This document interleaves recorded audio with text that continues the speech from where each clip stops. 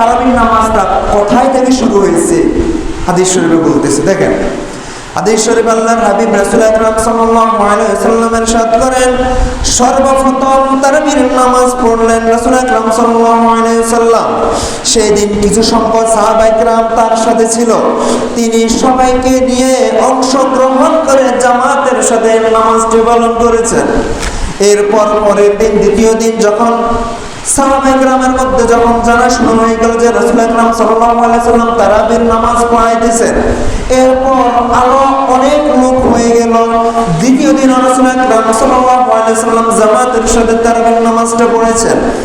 এরপরের দিন আবার আরো অধিক লোক হয়ে গেল। রাসূল আকরাম সাল্লাল্লাহু আলাইহি ওয়াসাল্লাম আবার তাদেরকে নিয়ে নামাজ পড়েছেন। চতুর্থ দিন পুরা মসজিদ এমন ভাবে আনাচে কানাচে মানুষে ভরপুর হয়ে গেল তারাবির নামাজ পড়ার জন্য। অথচ আল্লাহর হাবিব রাসূল আকরাম সাল্লাল্লাহু আলাইহি ওয়াসাল্লাম সেই দিন আর মসজিদের মধ্যে হাজির হন নাই। তিনি চতুর্থ দিন আর মসজিদের মধ্যে আসেন নাই। তিনি ঘরের মধ্যে একাকী নামাজ পড়েছেন। একাকী ভাবে নামাজ পড়ে আর ওইদিকে সাহাবায়ে কেরাম সকলে তার অবস্থার জন্য, তার আসার জন্য সবাই অপেক্ষামান হয়ে বসে আছে। এর পরের দিন ফজরের নামাজের সময় আল্লাহর হাবিব রাসূল আকরাম সাল্লাল্লাহু আলাইহি ওয়াসাল্লাম মসজিদে আসে। সকলের উদ্দেশ্যে বললেন, আমি কেন কালকে আসি নাই জানো কিনা? আমি জানতাম, আমি দেখেছি তোমরা সকলে মসজিদে এসে বসে আছো, আমার অপেক্ষা করতেছ, তোমরা সবাই আসছেন, আমার কানে আসছে, কিন্তু আমি আসি নাই এই কারণে। আমি যদি আসি আমার ভয় হইতো, আমি যদি এই নামাজটা প্রতিদিন যদি তোমাদের সাথে নিয়ে জামাতের সাথে পড়ি, তাহলে আমার পরবর্তী উম্মত যারা আসবে তাদের জন্য এই নামাজটা ওয়াজিব হয়ে যাবে। এই কারণে আমি তোমাদের সাথে আসি নাই। কথা কিছু বুঝে আসছে? তাহলে রাসূল সাল্লাল্লাহু আলাইহি ওয়াসাল্লাম তারাবির নামাজ কতদিন পড়ছেন? 3 দিন পড়ছেন, ঠিক আছে? এখন আসেন, তাহলে 20 রাকাত নামাজটা কোথায় থেকে আসলো? প্রশ্ন জাগে কিনা? বর্তমান দেখুন 20 রাকাত নামাজ পড়ে, এটা কোথায় থেকে আসলো? হ্যাঁ, এরপর খোলাফায়ে রাশিদিন, ঠিক আছে, যুগের দ্বিতীয় খলিফা আমিরুল মুমিনিন হযরত ওমর ইবনে খাত্তাব রাদিয়াল্লাহু তাআলা তার খেলাফতকালে রাষ্ট্রীয়ভাবে তারাবির নামাজ জামাতের সাথে পড়ার ইস্তেমাম করেন, ভালোভাবে ইন্তজাম করে দিয়েছেন। তাহলে ওমর ইবনে খাত্তাবের জামানায় তারাবির নামাজটা রাষ্ট্রীয়ভাবে জামাতের সাথে কায়েম হয়েছে। এখন আসেন, সেই থেকে আজ পর্যন্ত এভাবেই তারাবির নামাজ 20 রাকাত চলে আসছে। এখন আসেন, অনেকের মনে হয়তোবা প্রশ্নে জাগতে পারে যে রাসূল তো তারাবির নামাজ 20 রাকাত পড়ে নাই, রাসূল পড়ছে কয়েকদিন পড়ছে, আমরা কেন পড়বো? এই কথা রাসূল আকরাম সাল্লাল্লাহু আলাইহি ওয়াসাল্লাম বলে দিয়েছেন। হযরত ওমর রাদিয়াল্লাহু তাআলা যেহেতু এই বিষয়টা চালু করেছেন, সুতরাং আপনি এখানে ছোট করে খাটো করে দেখার কোনো অবকাশ নাই। কারণ আবু দাউদ শরীফের মধ্যে আল্লাহর হাবিব রাসূল আকরাম সাল্লাল্লাহু আলাইহি ওয়াসাল্লাম ইরশাদ করেন, আলাইকুম বিসুন্নতি ওয়া সুন্নাতিল খুলাফাইর রাশিদিনাল মাহদিয়িন, অর্থাৎ তোমরা আমার ও খোলাফায়ে রাশিদিনের সুন্নতকে আঁকড়ে ধরো। রাসূল বলে দিয়েছেন, আমার সুন্নাত এবং আমার খোলাফায়ে রাশিদিন যারা আছে তাদের সুন্নতকে কি করে ধরো? আঁকড়ে ধরো। সেই থেকে আমরা এখন পর্যন্ত তারাবির নামাজটা 20 রাকাত পড়ে এসেছি, ঠিক আছে ইনশাআল্লাহ। এখন আসেন তারাবির নামাজের হুকুম ও রাকাত সংখ্যা নিয়ে। তবে তারাবির নামাজ যে 20 রাকাত, এই নিয়ে কিছু মতভেদ রয়েছে, আমি মতভেদের মধ্যে যাব না।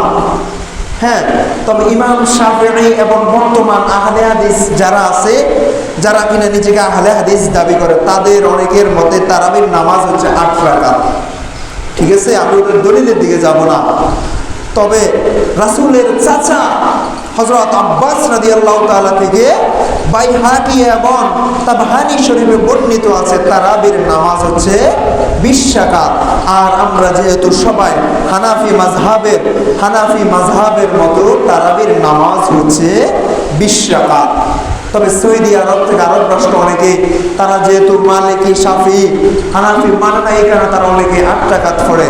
তবে মক্কা শরীফ এবং বাইতুল্লাহ এবং মসজিদে নববীর মধ্যে এখনো পর্যন্ত তারাবির নামাজ হয় 20 রাকাত। কত রাকাত? 20 রাকাত। ঠিক আছে, তারাবির নামাজ এখনো হয় কত রাকাত? বাইতুল্লাহ এবং মসজিদে নববীতে এখনো 20 রাকাত হয়। সুতরাং আমরা কয় রাকাত পড়বো? আমরা 20 রাকাতে পড়বো। আল্লাহ তাআলা আমাদের সকলকে বুঝার তৌফিক দান করো।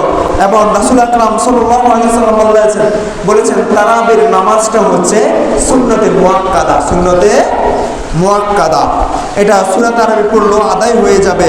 কিন্তু মাহে রমজানে তারাবির নামাজ 30 পারা কোরআন খতম করা একটা ভিন্ন একটা সুন্নত। আপনি যদি সূরা তারাবি পড়েন আদায় হয়ে যাবে, তবে আপনি কোরআন খতমের একটা সুন্নত থেকে মাহরুম হয়ে গেলেন। অনেক বড় একটা সুন্নত থেকে আপনি মাহরুম হয়ে গেলেন। আজকে আমরা দুনিয়ার ধান্দায় নেশায় ঘন্টার পর ঘন্টা কাটিয়ে দিতে পারি, খেলায় ধুলায় মোবাইল টিপার মধ্যে আড্ডাবাজের মধ্যে আমরা ঘন্টায় ঘন্টায় কাটিয়ে দিতে পারি। অতঃপর খতম তারাবি পড়লে আমরা অনেকের অজুহাত, অনেকের বলে কষ্ট হয়, কতক্ষণ দাঁড়ায় থাকবো, 2 ঘন্টা পর্যন্ত দাঁড় করানো যায়, 2 ঘন্টা পর্যন্ত বসে বসে নামাজ পড়বো, এটা অনেকের মধ্যে কষ্ট হয়।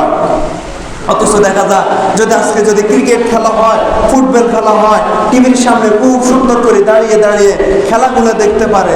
আর তারাবির নামাজ পড়তে আসলে, দিনই কোনো কাজ আসলে, ওই সময় তাদের দুনিয়ার অজুহাত, তাদের দাঁড়াতে কষ্ট হয়, তাদের সমস্ত ধরনের মনের মধ্যে দুনিয়ার সমস্ত খারাপি। যাই হোক, দাঁড়াতে আমাদেরকে হবে।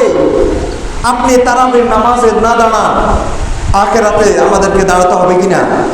আখিরাতে দাঁড়াতে হবে কিনা? তাই দুনিয়ার ইবাদত বন্দেগীতে বেশি সময় বাড়াতে হবে। আপনি যদি আর হাসরের ময়দানের সামনে আমাদেরকে অবশ্যই দাঁড়াতে হবে।